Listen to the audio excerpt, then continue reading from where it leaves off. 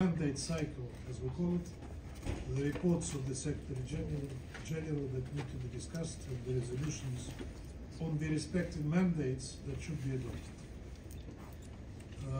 This October, the UN Security Council will also travel to Addis Ababa to hold annual joint consultative meeting with members of the African Union Peace and Security Council.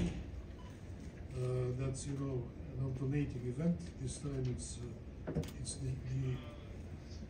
the African Union that hosts that meeting. The two councils are expected to discuss the issues of mutual interest related to the regional agenda. And we, as Russia, are honored to be leading the UN Security Council to Addis, together with our co-leads, Somalia. We attach particular importance to the meeting with the AU Peace and Security Council and overall engagement with the African Union and African countries, both nationally and in our presidential capacity. As you may have heard, a new department in the Foreign Ministry on partnerships with Africa has been established recently in the Russian Foreign Ministry.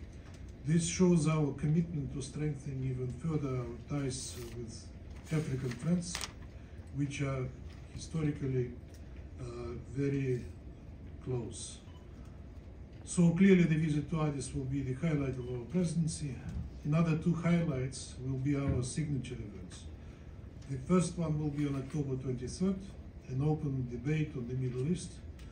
It is a mandated quarterly meeting, but we have plans to elevate its level. The unfolding catastrophe in Gaza will be in the focus of the Council's attention this day, and we expect Deputy Special Coordinator Ramiz Aladbarov to brief the Council.